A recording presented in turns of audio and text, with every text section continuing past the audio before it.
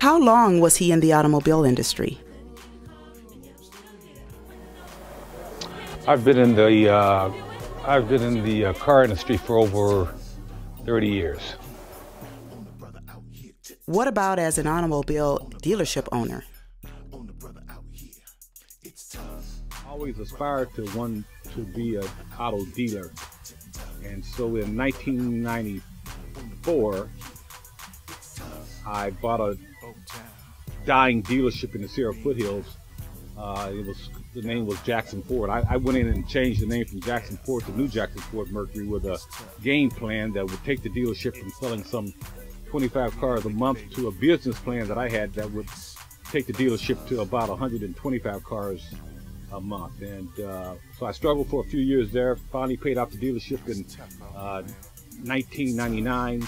In 2000, I was Chamber of Commerce Business Person of the Year by the city of Jackson.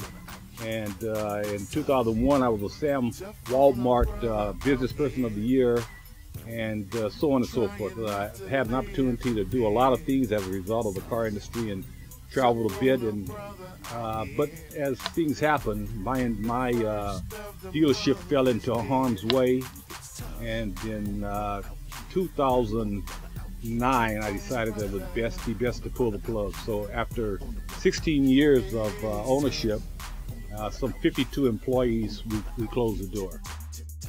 Does he have any desire to go back into that line of work?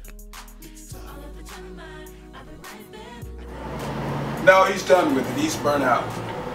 You know, we've talked about it a couple times, and he's through with it. He's ready to move on to new challenges.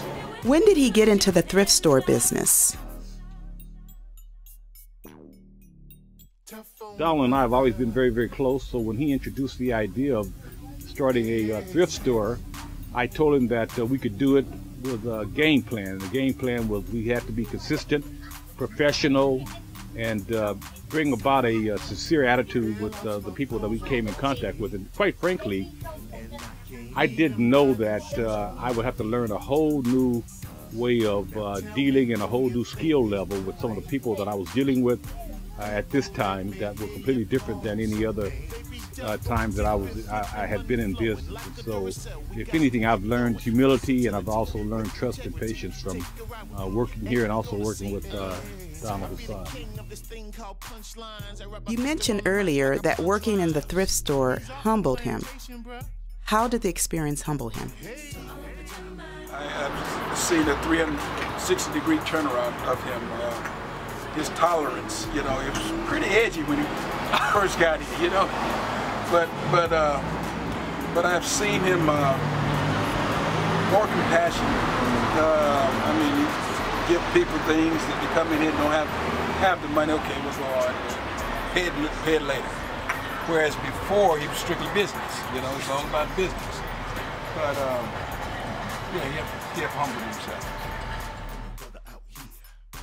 I was raised here in North Richmond, was gone for a number of years climbing the corporate ladder, and here I am. I find myself back in the same Richmond that I grew up in some almost 45 years ago. And so it's a very humbling experience coming from the world that I'm used to playing in and corporate world and different things, and being in this plateau. But one of the things that I think I learned, though, is that, you know, sometimes being at the top, you really got to give something back to the bottom. And I think one of the things that perhaps put a damper on my career was that I was at the top flying high, literally flying high, always traveling first class, and, you know, that's just the way I did it. And I think what happens in life is sometimes God has a way of humbling you.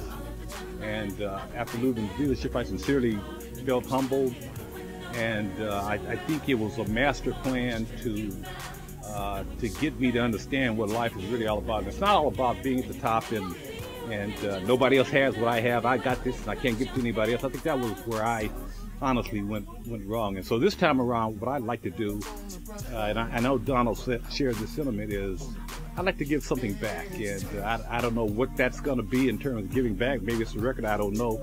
But if I can touch someone, I think it will give clarity to my somewhat surmised life that I've had. If it were to end today, I would be remiss if I didn't say that I've had a great life, a great run, and here we go again. So this is chapter 4 of A Lone Life. Did you or your cousin ever have interest in working in the music and entertainment industry? No, I never envisioned it. As a matter of fact, not having a tune to carry myself, I never thought about being in the music industry.